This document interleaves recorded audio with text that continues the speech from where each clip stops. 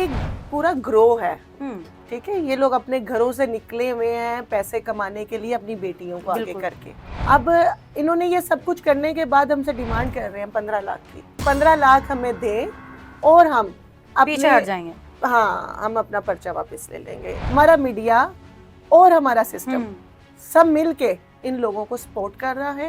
ये लोग हमारे शहरों में हमारी बहनों बेटियों को सबको ब्लैकमेल करने के लिए तैयार हो चुके हैं। इसी बच्ची की माँ ने पहले भी इस तरह की FIRs करवाई हुई हैं। उसमें इसने अपनी बेटी को भांजी बनाया हुआ है, इसमें उसने बेटी शो करवाया हुआ है। इन लोगों का तो ये काम है। मीडिया के 3-4 रखे हैं जो इनको FIR करा के देते हैं। एक गरीब लोगों की बच्ची और औरत और माँ वो भाईशाही रखे हुए हैं जो जाके वहाँ पे रोते पिटते हैं। और इन्होंने 2 वकील रखे हुए हैं जो जाके इसको फेस करते हैं और 2 बंदे इन्होंने और रखे हुए हैं जो इनकी डील बनाते हैं।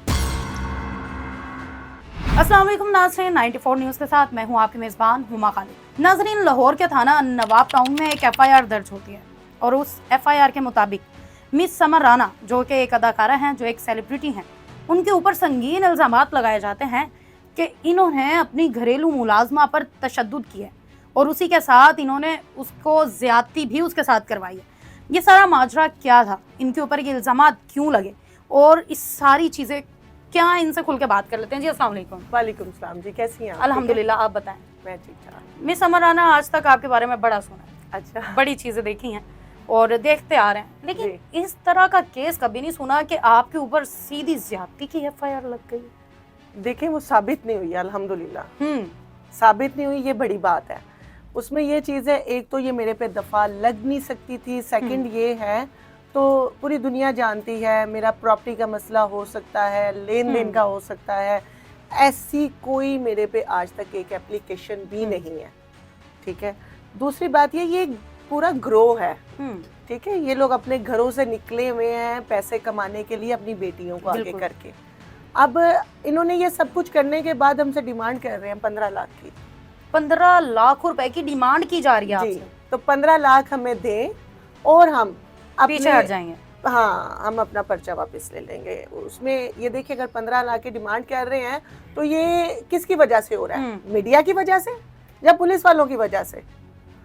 अगर ये डायरेक्ट हमें मिले, हमें नहीं डरा सकते, हमसे नहीं कुछ ले सकते, ब्लैकमेल नहीं कर सकते, इसका मतलब ये हमारा मीडिया और हमारा सिस्टम सब मिलके इन लोगों को सपोर्ट कर रहा है और ये लोग हमारे शहरों में हमारी बहनों बेटियों को सबको ब्लैकमेल करने के लिए तैयार हो चुके हैं। मुझे बताएं, ये मामला शुरू कहाँ से हुआ था? ये शुरू यहाँ से हुआ था। एक औरत है सीमा नाम की जो कि घरों में मुलाजमीन वगैरह देती है सबको और कमीशन लेती है। उसका बेटा पिछले 6 साल से मेरे घर पे काम कर रहा था और उसके कहने पे मैंने इसको रखा। मुझे नहीं पता था ये आपस में सारे रिश्तेदार हैं, रिलेटिव्स हैं और ये मिल के ये सारे काम करते हैं। और हमने इसको जो कि रख लिया उसके कहने पे। सीमा के 6 मंथ का ये हमसे एडवांस लेते हैं और लेने के 1 दिन बाद, पता नहीं 2 दिन बाद बच्ची भाग जाती है और भागती है वो साथ मेरा हैंड बैग लेके, चोरी भी कर लेती है, भाग भी जाती है और हमें जलील भी कर देती है। आपके हैंड बैग में उस वक्त क्या क्या चीज़ है? मेरे हैंड बैग में उस वक्त पासपोर्ट था जो कि मेरा चाइना का वीज़ा उसके ऊपर लगाया, अभी मैंने लगवाया रिसेंटली, और वो वीज़ा था। मेरा पासपोर्ट, मेरा ID कार्ड और उसमें मेरा ATM कार्ड, मेरी गोल्ड की चेन और थोड़ा कैश था, जिसकी मैंने एप्लीकेशन दी थाना नवाब टाउन में। 19 की रात को बच्ची भागती है और उसी वक्त मैं 15 की कॉल्स चलाती हूँ और एप्लीकेशन देती हूँ। लेकिन मसला ये है, तो हमारा सिस्टम जो है ना, उधर आपको प्रेशर चाहिए होता है, चाहे वो आपके पैसे का है चाहे वो मीडिया का है। ठीक है जी। थाना नवाब टाउन का SHO मुझे बुलाता है, मियाँ तसीन साहब, तो वो मुझे कहते हैं, तो जी मैडम, हमें पता है आपके घर चोरी हुई है और हमें ये भी पता है, तो ये आप पे फेक इल्ज़ाम लग रहे हैं, लेकिन हम पे मीडिया का बहुत प्रेशर है, हमें एक दफ़ा ये पर्चा देना पड़ेगा, हम बाद में इसको फेस कर लेंगे। और ये मीडिया का प्रेशर उनके ऊपर कहाँ से और कैसे आया? मीडिया का प्रेशर ये पूरा मैंने आपको बताया ना, एक ग्रो है। इन्होंने बंदे रखे हुए हैं। ठीक है, मीडिया के 3-4 रखे हैं जो इनको FIR करा के देते हैं। एक गरीब लोगों की बच्ची और औरत और माँ वो भाईशाही रखे हुए हैं जो जाके वहाँ पे रोते पिटते हैं और इन्होंने 2 वकील रखे हुए हैं जो जाके इसको फेस करते हैं और 2 बंदे इन्होंने और रखे हुए हैं जो इनकी डील बनाते हैं। ये सारा एक इन्होंने सिस्टम अपना बना के चल रहे हैं, ये लोग कहते हैं तो हमें क्या ज़रूरत, हम पूरा महीना काम करके महीने बाद 15,000 या 20,000 सैलरी लें। अब ये नया तरीका इनका स्टार्ट हो चुका है। और इनको सपोर्ट कौन कर रहा है? मीडिया, जो हमारा सिस्टम। ये आज मेरे घर में आए हैं, कल आपके घर में आएंगे, बिल्कुल। परसों आपके घर में आएंगे। इसको रोके, खुदारा इसको रोके और इन लोगों की बच्चियों को घरों में काम करने से बिल्कुल रोक दे, बंद कर दे, इनको नौकरियां मत दे। जब मिस आप एक मुलाजमा अपने पास लेकर आते हैं, क्या उसका पीछे रिकॉर्ड नहीं चेक किया जाता है कि वो मुलाजमा कहाँ से आ रही है, क्या उसके ऊपर कोई एफआईआर तो नहीं है या आईडी कार्ड वगैरह? उसमें ये चीज़ है ना, हम मुलाजम रखने से पहले तब चेक करेंगे अगर हम किसी को जानते नहीं होंगे।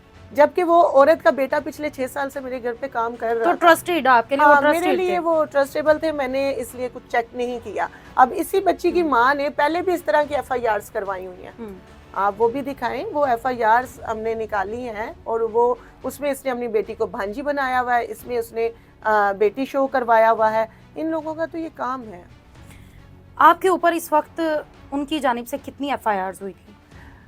एफआईआर इन्होंने ये देखा, जो दफ़ा मेरे पे लगाई गई है, मुझे बताते हुए भी अजीब सा लग रहा है, वो कभी आज तक कानून में लेडीज पे नहीं लगी। जो दफ़ा मेरे पे लगाई गई, आप भी बच के रहे कि मुझ पे भी तो अब लग सकती है कभी। तो अब ये चीज़ है, अदालत में आए आईओ और आईओ ने उसमें 2 दफ़ा और ऐड कर दी, 2 दफ़ा और, वो भी 2 भी लेडीज पे नहीं लगती। और जज साहब ने जब उसको देखा, और जज साहब ने उसको, अल्लाह ताला उन्हें ज़िंदगी दे, काफ़ी हमारे वो अच्छे जज साहब थे, उन्होंने उसको देखा और देखने के बाद उन्होंने बताया जी ये तो दफ़ा लगती नहीं है लेडीज़ पे। सेकंड ये है, तो आपके पास कोई प्रूफ ही नहीं है, तफ्तीशी लिख के लेके आ रहा है। तो समर राना के खिलाफ हमें ना तो कोई सबूत प्रूफ मिला है और ना ही वो इस मैटर में कहीं है। तो आपकी जो चीजें थी वो रिकवर हुई हैं? नहीं जी, पुलिस वालों ने वो चीज़ें रिकवर नहीं करवाई। मेरी एप्लीकेशन उधर की उधर, ना के पर्चा हुआ और ना ही कुछ रिकवरी करवाई, जबकि वो पुलिस वालों के सामने बैठ के मान रही हैं माँ बेटी है। तो हाँ, हम भागे बाजी के घर से और ये चीज़ें लेके भागे। और आपको उल्टा, रिकवरी तो दूर की बात है, आपको उल्टा घसीटा गया। और अभी भी आपको इन्वेस्टिगेशन में बुलाया जा रहा है? अभी कोई भी प्रेशर है आपके ऊपर? हार्ड टाइम दिया जा रहा है। ठीक है जी। अब मुझे ये लगता है जिनका थोड़ा सा नाम हो जाए, जैसे कि आप देख लें हमारे, जैसे कि वो रजब भट्ट, उसको भी बेचारे को घसीटा जाता है हर केस में, हर जगह पर। अब इसी तरह वो जब देखते हैं कोई नामवर है, उसको हम लोग और दबाएं, उसकी सुनी नहीं जाती। आम पब्लिक की निस्बत हम लोगों की नहीं सुनी जाती। नाज़रीन, लोगों को लगता है कि ये जो अदाकार हैं, ये जो सेलिब्रिटीज़ हैं, इनका बड़ा नाम है, इनके पास बड़ा पैसा है और ये जिसको भी चाहें खरीद सकते हैं। इसकी हकीकत क्या है? क्या वाकई ऐसा होता है?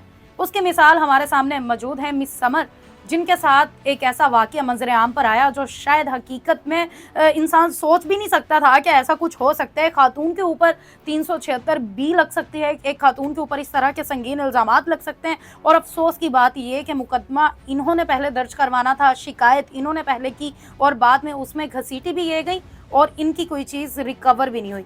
इजाज़त दें, वस्सलाम।